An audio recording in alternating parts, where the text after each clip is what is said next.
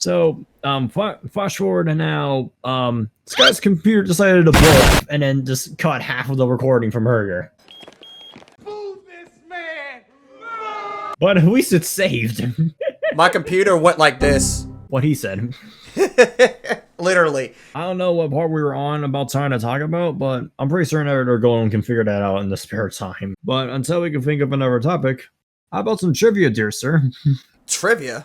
Oh, I'm not the best with trivia. I'm gonna just be honest. If you could live in any video game world that you know of, what would it be? Well, I gotta think realistically because there's a bunch of opportunities and possibilities on how you would die too. Oh, man. Out of all the video games I played. Take your time on this one, dear sir. Man, that's a really good question, Golden. That is a really good question. I'd say... I finally got something normal for once.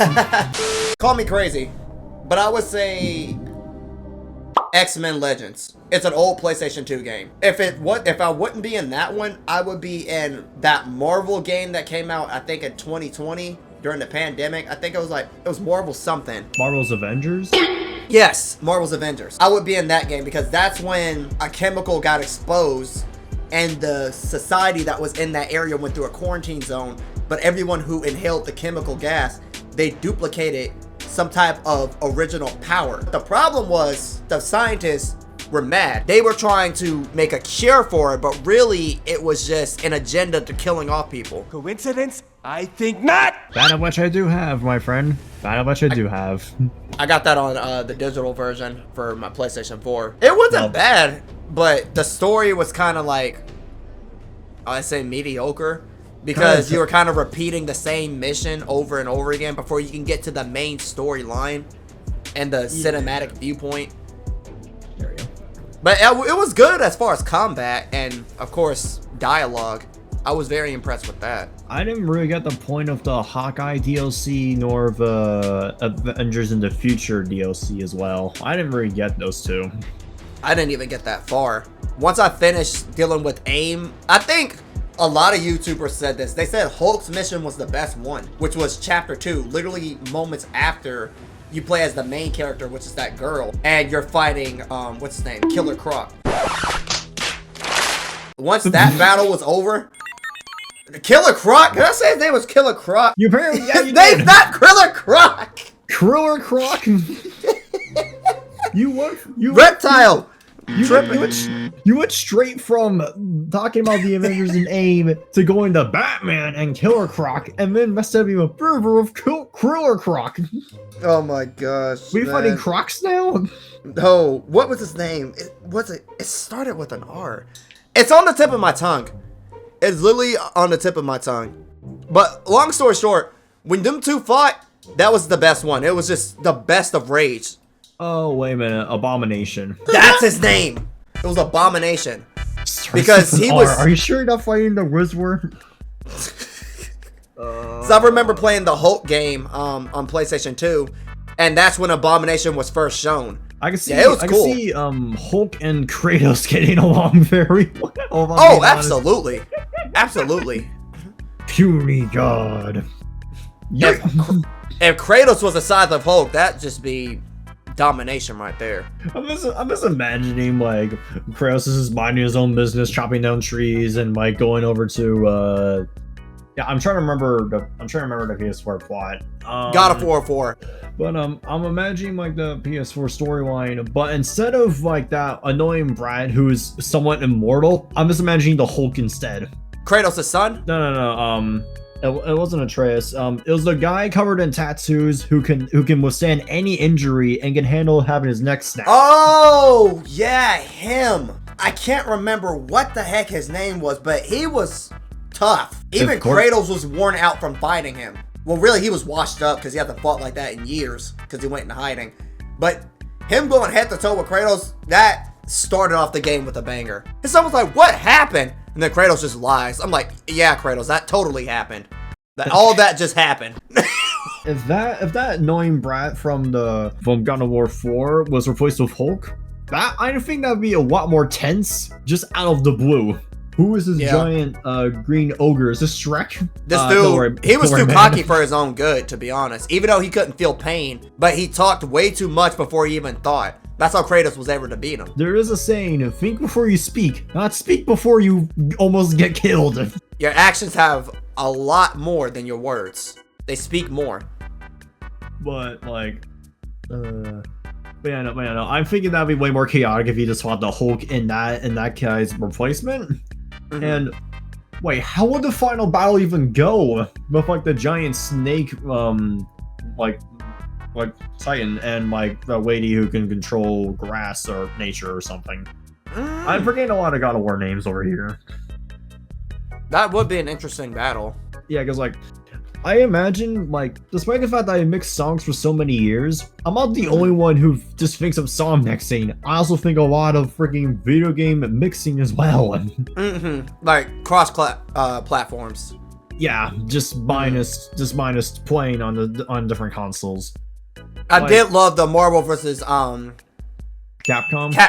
Yeah, I love that game when they all crossed over. That was really nice. Bro, when are we ever gonna get Phoenix Wright finding anybody with objections, evidence, and just casually pointing his smirks? Those aren't even fighting moves. Those just quotes. Phoenix would get whooped unless he's fighting somebody with a dang briefcase. The Hitman would be like Agent 47. I have a briefcase full of gadgets, bro. I love Deadpool's fourth wall breaks in that game.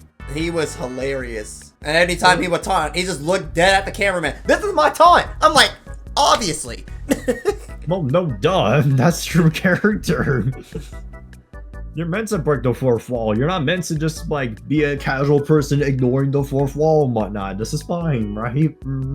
Yeah, I never played any of the Marvel vs. Capcom games, considering the fact that I wasn't much into those types of fighters back then. I was more used to Smash Bros. And PlayStation All-Stars. But if I had to go with a combo, I'd probably go with, crap, what's his name?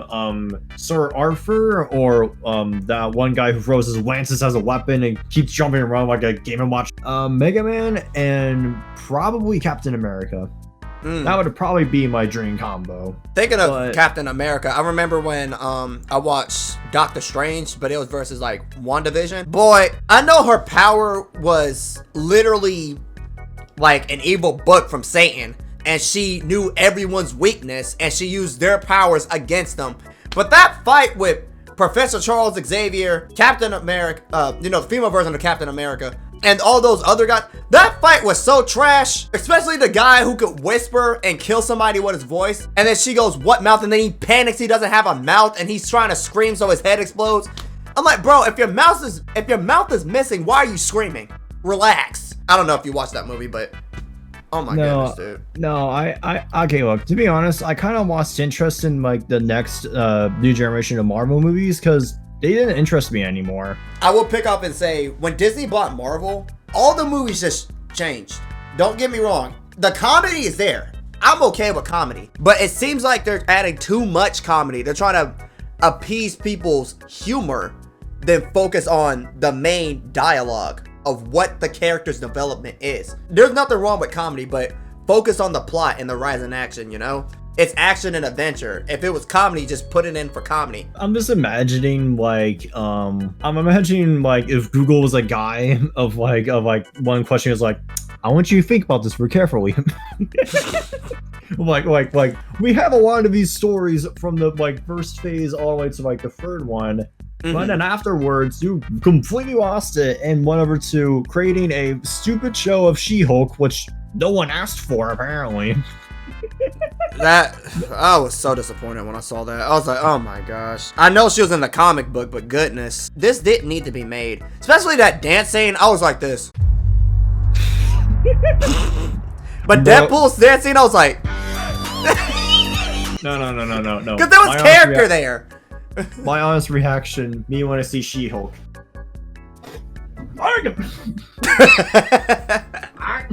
I didn't even go watch it. The freaking twerking dance was all you needed, and I would have just left immediately. Yeah, I was just like, why was that even added? That's not what I wanted to see. Like, don't get me wrong. I know there's Hulk. And then there's the female version of Hulk. Last thing I want to see is a female version of Hulk throwing it back, and it looks like she's stiff as a brick.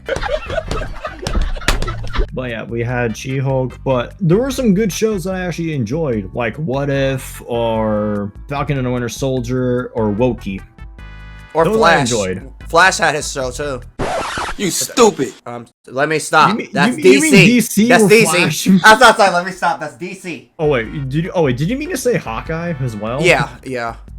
Oh, okay, that makes a lot more They got sense. similarity in colors in a way. Yeah. With the red. I honestly have to say, if I had to rewatch a Marvel show, I'd probably watch Daredevil. That was a good one from Netflix, and I actually finished it completely. Nightcrawler I heard was good too, but I think they Yeah. had like a little comic book series dedicated to him about how he grew up. It was kind of dark, but it was interesting because they literally explained why he is and what he does. Oh, Yeah, no, I got one. Oh sure. Superpower wise, Ooh. pick only one. I know there's endless possibilities, but pick only one. All right, I need to think on this one. So okay, define superpowers in your term. For example, there are superhuman abilities, there's super strength, there's speed, fire, lightning, you know, things like that. Solar, there's also telekinesis, there's telepathy, but you know, stuff like that. Okay, so anyone excluding gadgets is completely off the table. Right, because you Okay, can good. just get that I later. was gonna say Hawkeye, but as soon as you mentioned superpowers, I'm like, hold on, wait a minute. Something ain't right. I'd probably have to go with yeah, I think I probably have to go with flight. Flight? Okay. Cause think about it. You have a lot of superheroes that fly. Thor with his hammer, Iron Man with his little armor, and you got Doctor Strange with the cloak of levitation. I don't have to worry about traffic. I can just fly there. Right. Just be there on time instead of going through traffic. I have two, but my main would be chakra because that's kind of like earth bending of every element that's on the earth. So water bending, fire bending, air, and then you got lightning.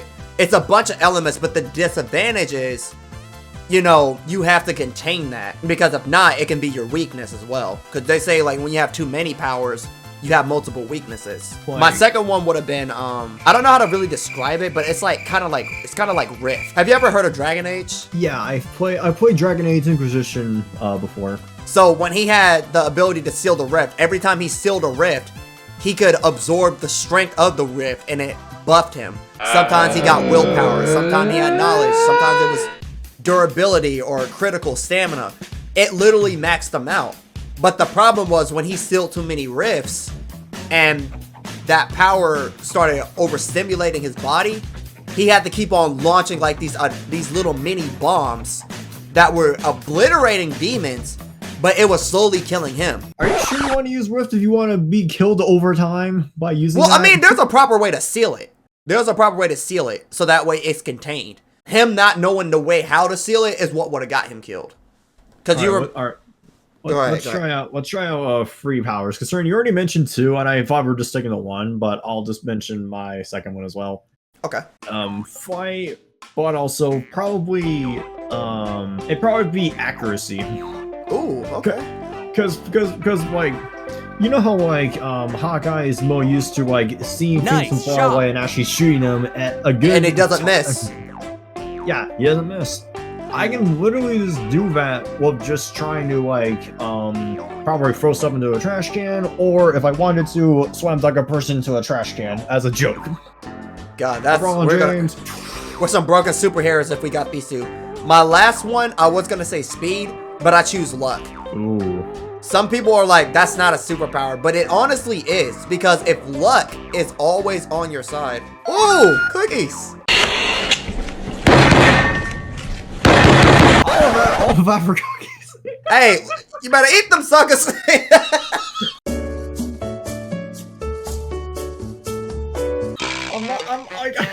I get it. That's like the weirdest delivery I've had since I moved. One time my mother came in and she gave me a dinner plate. I was like, thanks mom. I left that in the video. I was like, thanks mom, love you. I was like, hold on y'all, I gotta eat my dinner. Oh my goodness. That's why I was like, I'm gonna miss my family when I move. I know I can buy a house, but there. Oh, well, that's another thing we can talk about. Housing situations. But my last power, that's what I was saying, luck. Because luck is always on your side. You're going to survive. Yeah, it's like the second Deadpool movie. There's really a woman who had a power of luck, and she got lucky during one sequence. And she knew how to counter and how to dodge. Yeah, but at this point, I would never call you the Fall Dweller, because you literally chose a power of luck and charisma. Or not charisma. If I had to go for a third power, it'd probably be regeneration. Yeah, except I won't be dying of it by drinking corn syrup. Thank you, Wolverine. Right. I was like, it was sad how he died. Not only corn syrup, but lead poisoning. But what were you gonna say about trying to of like a housing issue of like another topic to talk about? So, how do you see getting a house? Because with marketing in the area, housing has been piling up like crazy To this day. And one thing I learned in life, you don't need to have this massive savings account to buy a house. Now, if you want to pay for it in full cash, that's fine. But you got to think about the amount of years that you put in for not spending anything just to build up to buy that house. It's better to buy a house with 2 people than versus doing it on your own. It's more expensive, but it is doable. But I was thinking, like, what's your plans on buying one? I don't really know yet, because like this is gonna be out of pocket for me to say, considering that literally no one in my community knows about any of this. Because again, you gotta think about it from their perspective. I'm just a man who mixes songs for 4 years, and they've never talked about any of this. So it's gonna be out of pocket for them to hear it out for the first time. For me, I have a game plan. I have like 4. I call it like A, B, C, and D. My A plan is, well, to God be the glory. My A plan would be YouTube literally sustains financially to where I don't have to work a day job at all. So I would save up revenue that way to buy my home and do this full time. Plan B would be my income matches the day job that I work now. And to be honest with you, as a single individual, that's just doubling my income for a yearly salary. I can buy a home, and if I choose to, I can go part-time with a day job just to keep me out the house. Plan C would be the situation I'm in right now, which is where I calculated it. YouTube pays like, I want to say, a part-time job that can estimate to about a month if you to do part-time hours, which isn't bad. It's not bad. But a lot of people wonder why. They're like, well, why are you so scared of copyright? I'm like, I'm not scared of copyright. People don't understand copyright is like the short term of, it's a possibility you can be sued if you're not careful enough. Like, there's claims and the money goes to them. That's the most easiest way to not get sued. And then there's guideline strikes. And when people do YouTube full time and they're committed, that's why we freak out when we see like copyright. If it's just a claim, we're like, okay, thank the Lord. But if it's a strike, you're like, oh shoot. Because now that like pauses your revenue for a certain amount of months and you're just patiently waiting. Or you can try and claim it as an appeal. If it gets rejected, then you still have to wait that time, but it still gives you the possibility of, if your claim is false and you were finding a bunch of slander written inside of that documentation you presented, you can become a liability and your whole channel can be erased. So it's a lot to it. I had to study it and I took it very seriously. That's why I'm like, y'all don't understand. That's why I react to certain people. If I were to get the house, I would pretty much never be home. I would just be visiting my house. I'd be living at work. Because at work, I would be trying to get about like 50, 55 hours a week just to maintain. Everything's paid off in the bills. And whatever I make from YouTube would just be a tsunami fund just for savings. So by the time I get home, I'm just resting. But I would barely be able to upload to YouTube. And then there's option B, which is, let's say worst case scenario, I just don't have time for YouTube at all. And I'm just working like 2 or 3 jobs to maintain a home, and I can barely touch YouTube. But I'll have them all set up, and then with everything going slow and everything starting to slowly build on foundation, that's why I'm taking my time. And a lot of people are like, I'm surprised you didn't get an apartment. I could get an apartment and I could get a home, but why would I buy an apartment to live in? Because that's just wasting money. That's just me paying the landscape owners who own that company. I'm just paying to stay there versus using that money to invest and paying off something that I personally own. That's why I prefer the house. You smart. Well, despite the fact that like I made a goal to myself that like I'm gonna stay at my parents' place for a while longer, because despite the fact that like my brother already moved out and I'm just living with them now, Right. I'm trying to keep my eye on them for a while. But once I get a job, which hopefully should be next year, because I probably to get one by this year and probably start the 3 goals of like getting a new microphone, which that's already achieved. To build a proper computer, because I've been using laptops all my life. Never had a phone, and I only had a crappy Kindle, which I still freaking have. Shoot, I still have. Do I even have that thing? I don't even know if I have. No, I gave that away. I used to have one of those laptops that are tablets. Oh my god. Boy, if you the laptop iPad, boy, if you saw the quality. No, you're fine. If you saw the quality on that sucker, you know the memes that they make about Android, but they fixed the their quality phone issue. You know how they used to have like this? Okay, it used to like stretch out. If you were to move, you could still see part of your body still stretching with it. It's like you were trying to cloak or something. It was trash. It was trash.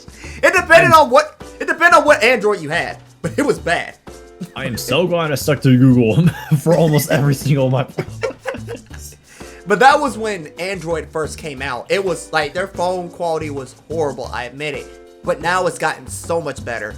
But that's just how the iPad looked for taking like a photo, or even if you were to record a still standing image, it still turned out not that great. There's so much drop in frame, HD, bitrate was off like freak. It was something else, Golden. But yeah, either way, I'm not gonna go near Android. They're gonna belong in the trash forever. Even if they keep making money, and it's not gonna do anything about it at all. My heart for Android is unshakable. I would change different phones if I just chose to, but a lot of people tell me when I get up there, they're gonna see that I have an iPhone. I was like, yeah, that's not gonna happen. But the third and final goal is to become a remix composer. Considering recently, I've seen YouTubers go from like just remixing like their own original stuff to remixing video games and movies to make it sound like they're singing. And I even subscribed to 2 of them who do that very well, but yeah, in a very good way. Right. I know a couple of YouTubers who do that too, and they'll take like it's like they take a 3D model and they use that for the music video, and they green screen themselves in there. Oh. Right. It's a massive editing, but continue what you were saying. But essentially, what the kind that I watch, basically they take a movie, they download it from either like Amazon, Netflix, or Paramount, or any streaming service really. They take the free, or basically the 4 audio tracks, that being dialogue, music, sound effects, and I don't know if there is a 4th one, but I'm assuming it's ambience. And they take all of those tracks, try to sample it all together, try to change it to the right key and whatnot, then start mixing around with it to then make a complete original song by using those stems. I've seen one person remix the entire Harry Potter movies, which was honestly the greatest thing I heard. And like, I've already talked to another one who did that same idea, but also added a bit more ambient soundtracks to the movie that he was remixing. Like, they recently done one of like Chicken Run, Robots from 2010, and even some older movies like crap, I'm trying to figure out one movie. It wasn't All Dogs Go to Heaven, but all I know is it was some type of like animal like movie almost. I just forgot the title of it, but you get the general idea. But essentially, I want to try and do that same thing, but for YouTube channels that I watched as in my childhood years. Because I can see myself kind of doing that, but I do not have the technical skills to even try that. Not yet, at most. I could also see you as a DJ. I'm gonna be honest. I mean, think about it. If you're able to mash songs or create them generally, even through an AI, but you can mix songs and transition them into a smooth song. Like, for example, now some people mash up songs. They'll take one song and then it slowly transitions to the other one, but they both fit together. Or some of them merge the songs together. It can have one audio, but it has their lyrics and they fit. With you having that creative brain and that skill, I could see you doing mashups like that. Or like you were saying, and if you wanted to, I could honestly see you as a DJ or like mixing and actually just playing different. I could see that happening, because me, I'd freeze. I'd be like, well, I know good songs to play, but how to transition them and make them sound good, I'd have to practice. Yeah, that also gotta understand. I do this when I'm not even on the computer. Well, look at that. You even write down notes. That lets you know it's your profession. Yeah, no. Despite the fact that I've done this stuff for so long, all of these were literally when I had no internet when I first got here. Oh man, let me tell you, I've been in my days of no internet. We didn't start getting, we had Wi-Fi, but we also didn't. I didn't have enough strength to play online. I didn't start having the ability to do that until, I want to say 2016. 2019, that's when I realized, I play the game and then I go to college, and I went for modeling and acting at this one place called John Casablanca. They're kind of local. They did a lot of stuff for movies, like as far as partnership, and had a lot of actors come from that agency. So I partook in it, and I was like, you know what? I was gonna go for simulation and game development, but I really had like the grasp of editing to like my fingertips. And everything I learned, I said, well shoot, I already went to college and I already got certified in acting. And now I'm going again for a second major. Mentally, I was like, why don't I put my skills to where they need use? And that's when I started doing YouTube, and I fell in love with it. It was so passionate. That's really the motivation to it, because once you find your passion of something you love doing, your grind doesn't die. You can get tired and exhausted from doing it at one point, but the moment you start doing it again, it's like a spark. You fall in love all over, and you're just repeatedly doing the same thing over and over again without getting tired. Even when you take a break, you think to yourself, I wonder when I'm gonna come back and do it again. But I want it to be something big. You're already dreaming and visualizing the goodness of it. Not for a content perspective or a clickbait. It's just, your heart is just there saying, I want to do this again. But it's like your love is there and people can see the difference.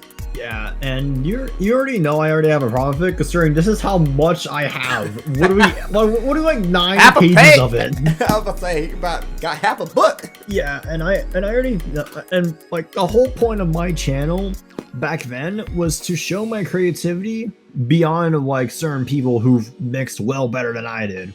Like I already name a few, and I can tell them that you would not recognize any of them, but essentially I was there for the golden age of when mashups were slowly becoming popular. Because, like, you had, like, your standard nerdcore songs of, like, Bendy, Hell Neighbor, Five Nights at Freddy's, etc. But then you also had some branching out ones, like, meme mashups, which made no sense at all.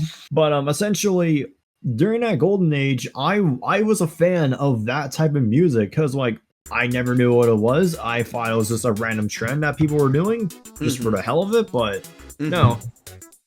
That was essentially what got me into mixing, and I had no proper way of doing it. Maybe people used FL Studio or Power Director or now in my case, CapCut. But there's so many editing softwares.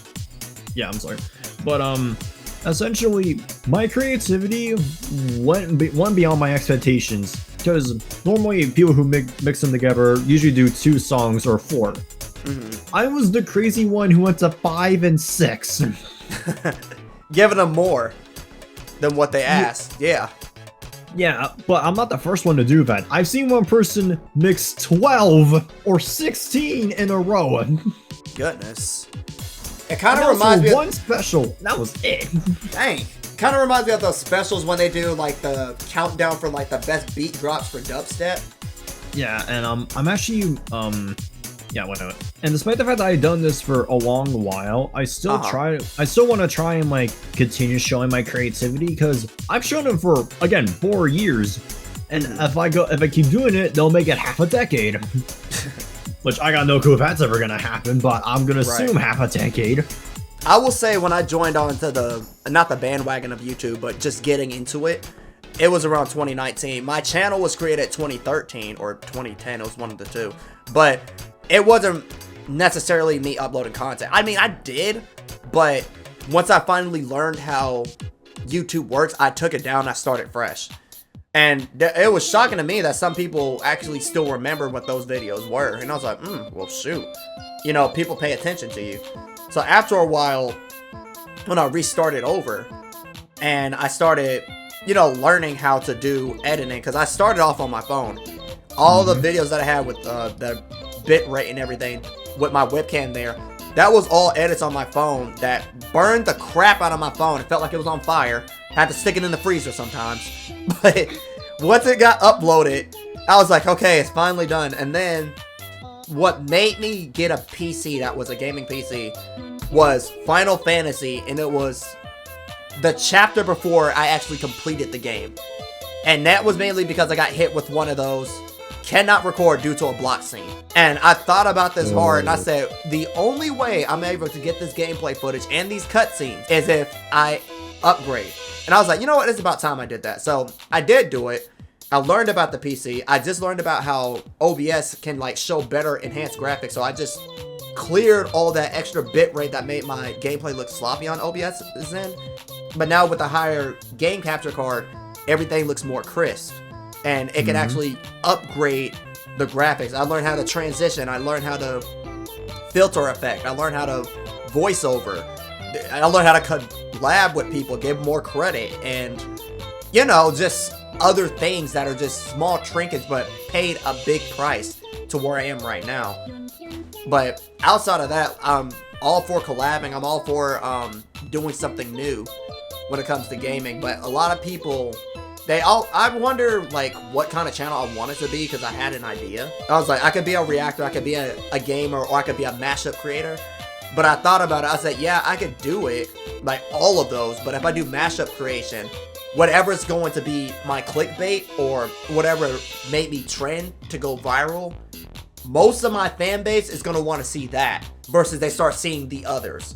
So I had to really decipher what I want it to be. And I was like, I'll be known for doing a view reaction, but I mainly want to be known for gaming, which is a lot harder for gamers to get their feet out there, just like mashup creators. But people who mix songs, it's a little tougher because they want a preferred genre of music. But once you find that niche that blows you up and it gets approved, and let's say, hey, you get some money involved, that's dope. Whatever attracted that crowd, they're going to want to see more of that, and they'll stick with you to the end because you found their niche. I did actually do that at one point.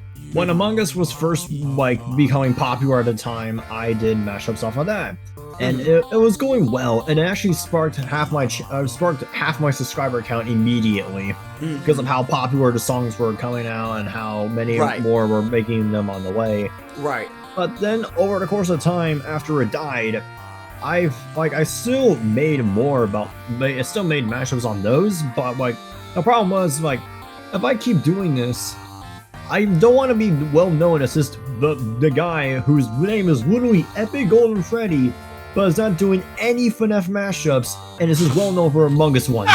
I'm sorry, blame YouTube. I can't change my name at all without a phone number.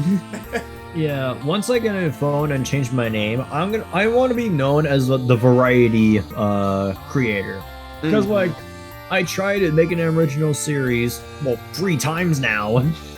Once during twice during the Among Us trend, and the one time was actually original, which was the Office spin-off, which I slowly lost motivation to keep going because of like how people are getting more busy more and often. So those 2 episodes are all you're gonna get, and I personally just don't want to like start something new only for it to die down quickly due to my own motivation.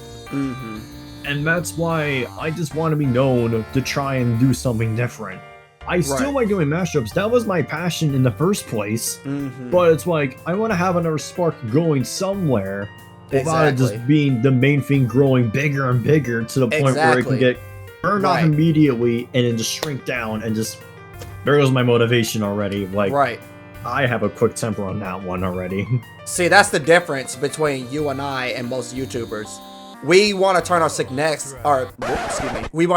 success into We want to turn a success into significance, because success is what happens to you, but significance is through you. So if you have it deep down in your heart and you know you want to change, but you want to do something different and so apart from all of other content creators, you're going to get looked at like through a different lens, and it's going to be a good thing because you're not trying to blend in with what everybody else is doing. It's like a copy paste.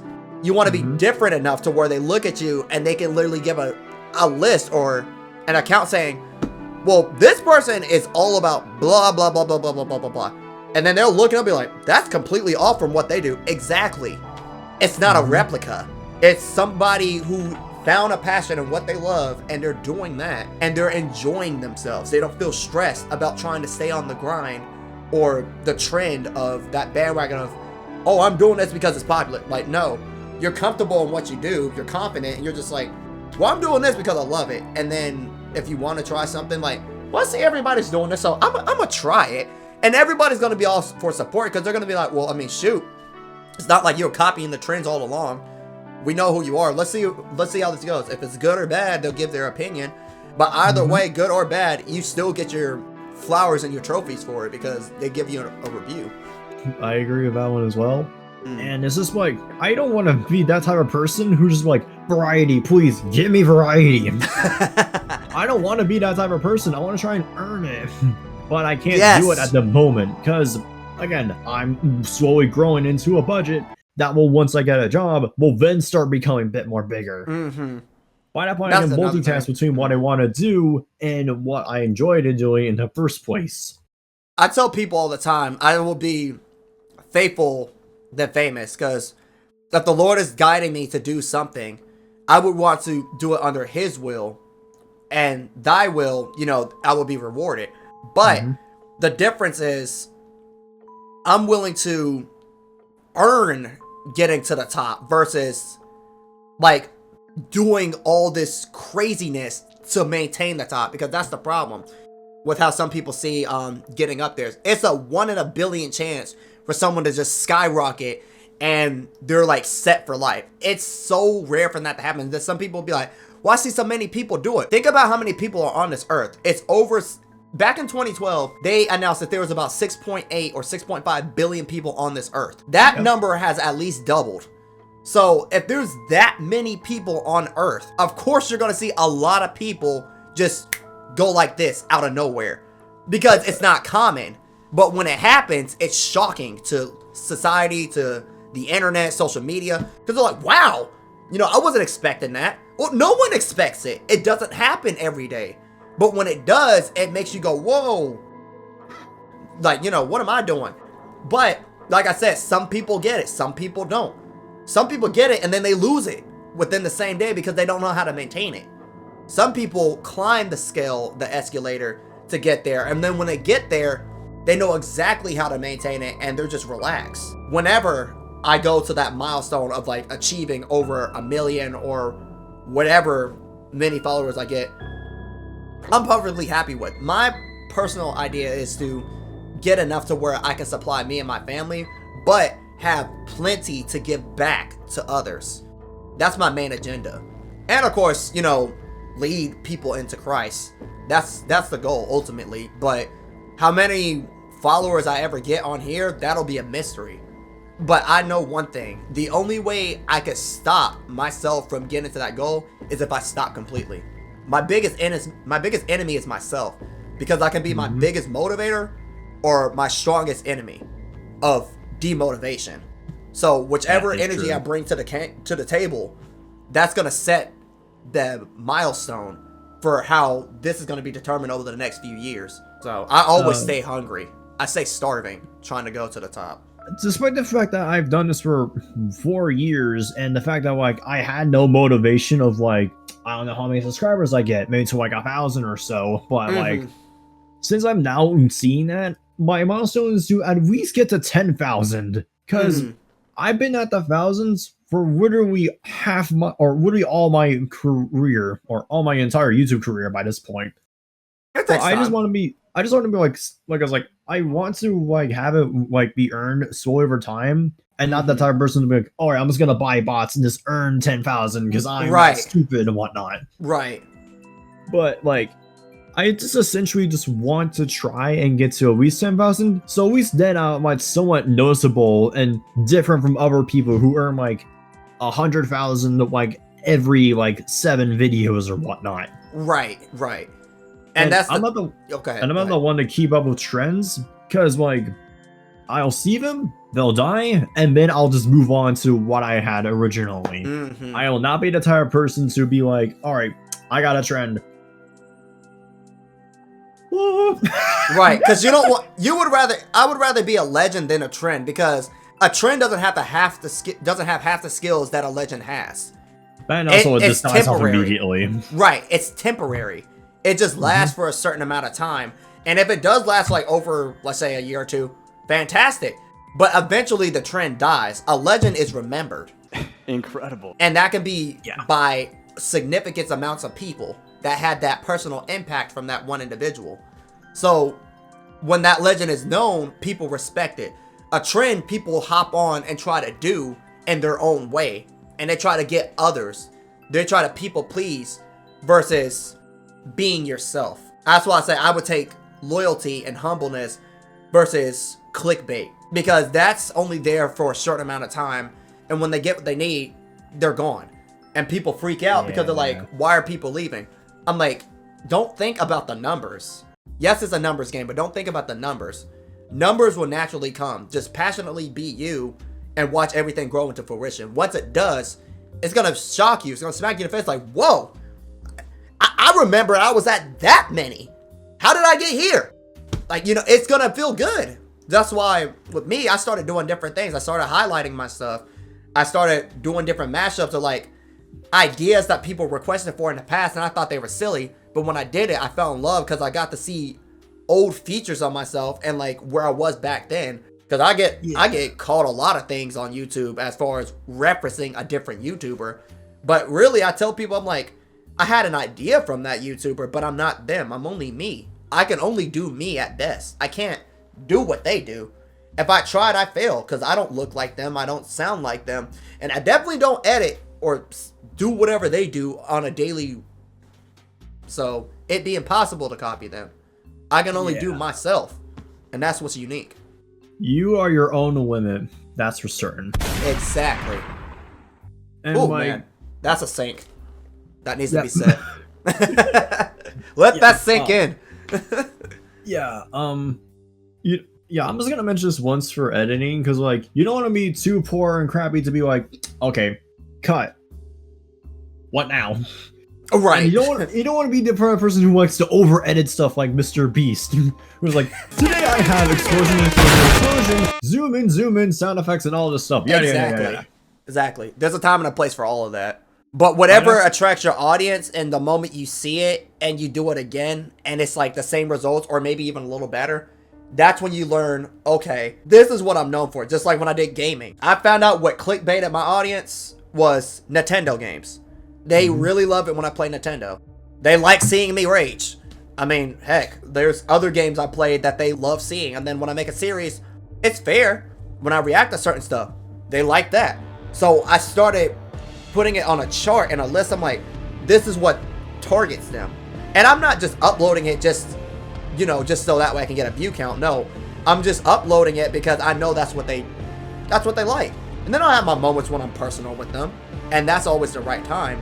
But me showing them what they love to see, they're gonna slowly be like, man, I just enjoy like watching this person. And not only are they funny, but sometimes they have like real heart-to-heart moments, and it makes me think about life like, should I go the extra mile in life? Like, self-motivation is great. Continuing from there. And I even admit to like some things that I've done in my past, like my wrongdoings and everything. And I write it out on a community post, or I go one-on-one on the camera and I speak about it. And it's not really an act for a camera. It's actually my boldness of being humble and showing like that humility. Like, look, I even make mistakes. I'm not perfect. Shoot. Have I road rage? Absolutely. Like, it's annoying when someone cuts you off in traffic and you want to like tailgate behind them. Like, it is, but you got to think, with wisdom, like, well, what if you do that and they brake check you and you don't hit your brakes late? Now you tap the back of their car. You don't know what that person's carrying. You know, you just gotta think like that. You have to. Okay. All of this for an Oreo cupcake. All of this for an Oreo cookie. Goodness. You are getting blessed with the desserts left and right. You know a brother got a sweet tooth? Hey, share some of that. What, you want me to break this cookie and then send it to your address? That being a possible. You can just like or stuff through a freaking computer monitor. Oh my goodness! But imagine if we could. That'd be so cool. Dang. And that would be one heck of a drive for me to do, just to get an Oreo cookie. Yeah. One, we're not all perfect. That's for damn certain. But the second thing I was going to mention is that, like, sometimes when I'm not mixing anything or just vibing, I usually have that brain of like, imagine YouTube is like a neighborhood. Every single house or every single building is a category or thing that you want to look at. And YouTube's like the giant Empire State Building that keeps going up into space by this point. Right. Because of how many people are on it. But all the categories of like try the laugh challenges or like giant baseball stadiums or smaller stuff like music is like a art museum. Right. And if you go inside one, you'll be able to see everyone in there or everyone on YouTube if they're dead or still around. I imagine reactors are essentially a candy shop, like Willy Wonka, but on a somewhat lower budget. They're there, and you still want to do it, but like they're still like facing some certain issues of like certain people going nuts over it or hate comments, etc. And if I had to imagine a genre for mashups, excuse me, it'd probably be either a train station or some type of grocery store. If I could see my channel like the YouTube community, I would say there's a house there, but there's always a sign saying in development, like working, under construction. And then you'll see this big display of all the things I'm doing and things that are available. And you're like, oh, wow, look at that. But then the more time you spend there, people are going to sit there and be like, you know, that building never stopped building. Like, I'm always wanting to grow. So the bigger the building, the more you grew. I'm fine with that. Praise the Lord, he do. All right. We'll close off this podcast here. Thank you all so much for listening in and listen to us ramble like idiots as usual. Just bind us a gameplay at anything. Subscribe to Skylight Awakens. Subscribe to me if you want. Check out one of my mashups I made. Check out some of his videos and gameplays that he's made. And we'll possibly see you in the next podcast if that ever happens. Which it will. Well, if it does well at all, but you know what I mean. But peace out and stay golden, y'all.